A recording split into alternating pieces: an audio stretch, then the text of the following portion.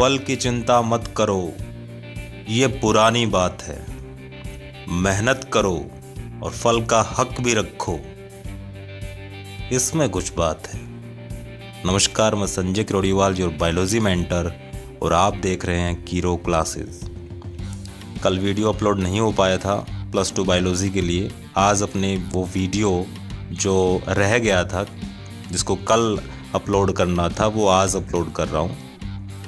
अपने कर रहे थे प्लांट ग्रोथ, +2 बायोलॉजी की बात कर रहा हूँ। प्लांट ग्रोथ की बात चल रही थी, पादप वृद्धि, और लास्ट वीडियो में अपनों ने किया था वृद्धि दर, ग्रोथ रेट।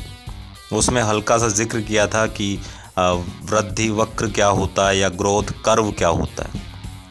उसी पे आज, उस ग्रोथ कर्व पे आज अपने वीडियो बना रहे हैं। ग्रोथ कर्व या वृद्धि वक्र। इस वीडियो में वृद्धि वक्र की बात करेंगे।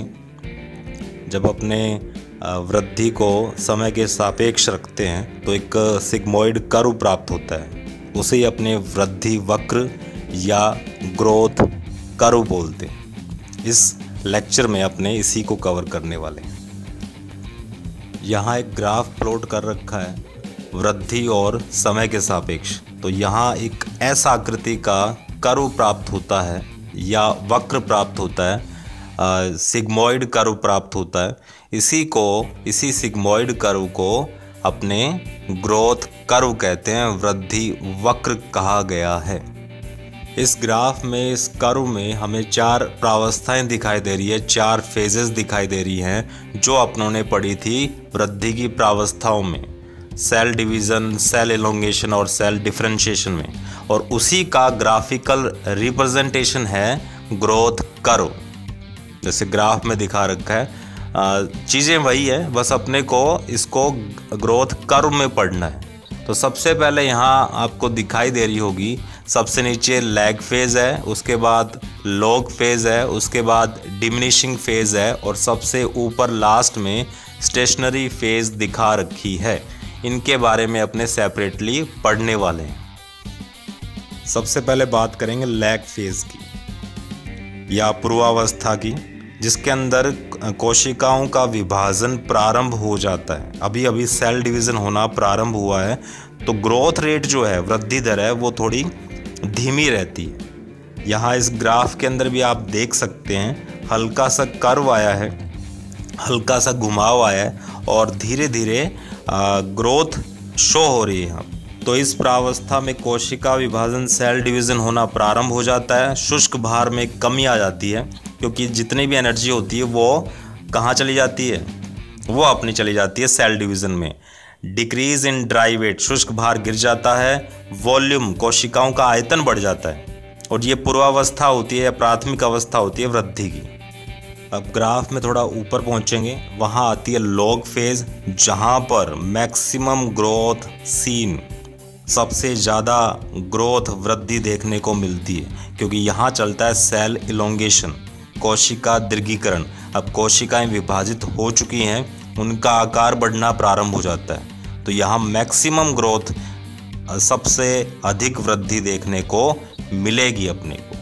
तो एक तो अपने बोलेंगे यहाँ पर सेल इलोंगेशन दिखाई देता है, यानी कोशिका दीर्घीकरण, उनका आयतन और बढ़ेगा। और उसके बाद मैक्सिमम ग्रोथ, यहाँ मैक्सिमम ग्रोथ देखने को मिलेगी लॉग फेज़ में।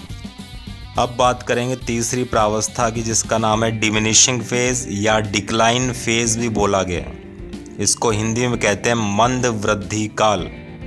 कोशिकाओं की जो वृद्धि है या पादप की ओवरऑल वृद्धि है, ग्रोथ है, वो फिर से मंद हो जाती है, गिरना प्रारंभ हो जाती है। तो ग्रोथ रेट स्लो हो जाती है दोबारा से। इसीलिए इसको डिमिनिशिंग फेज़ या डिक्लाइन फेज़ भी बोला गया है, क्योंकि कोशिकाएं हैं वो मैच्योर हो जाती हैं, या कह सकते हैं स्थायी ऊतक बन जाते हैं। तो ग्रोथ है वो धीरे धीरे कम होनी स्टार्ट हो जाती है। मेटाबॉलिक रेट है वो फॉल्स हो जाती है, गिर जाती है। जो उपापचयी दर है, जितना भी एक पादप के अंदर कुछ अपचय या उपचय की क्रियाएं चल रही है, उनकी रेट, उनकी दर कम हो जाएगी, और ग्रोथ है, ओवरऑल ग्रोथ है वो गिर जाती है।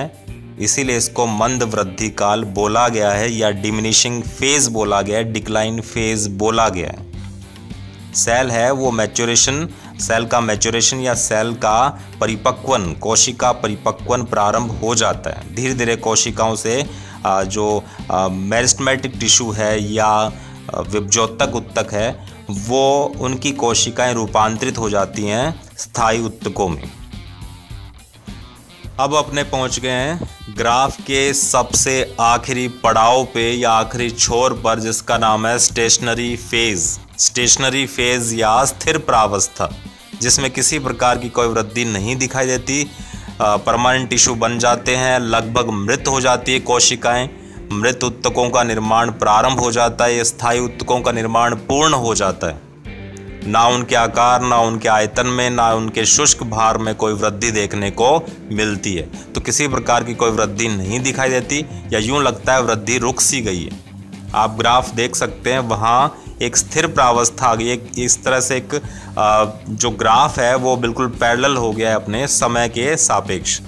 कह सकते हैं एक तरह से साम्यावस्था आ गई है, इक्विलिब्रियम स्थापित हो चुका है। तो ये अपनों ने 4 अवस्थाएं पढ़ ली, 4 प्रावस्थाएं पढ़ ली, जिसके अंदर सबसे पहले लैग अवस्था थी, लैग प्रावस्था, उसके बाद लॉग प्रावस्था जिसमें मैक्सिमम ग्रोथ दिखाई देती है, याद रखना है। उसके बाद कौन सी डिमिनिशिंग फेज, जिसमें वृद्धि फिर से गिरने प्रारंभ हो जाती है या ग्रोथ में गिरावट देखने को मिलती है। और सबसे ऊपर स्टेशनरी फेज या स्थिर प्रावस्था, यूँ लगता है कि सब कुछ ठहर सा गया है, तो वो कौन सी है? स्थिर प्रावस्था है, जिसको अपने कह सकते हैं स्टेशनरी फेज। इस प्रावस्था में कोशिकाओं का परिपक्वन पूर्ण हो जाता है या स्थायी उत्तकों का निर्माण पूर्ण हो जाता है। नेक्स्ट वीडियो में ग्रोथ मेजरमेंट करेंगे, वृद्धि का मापन करेंगे। तब तक के लिए बने रहिए, टिके रहिए एंड इनहेल बायोलॉजी।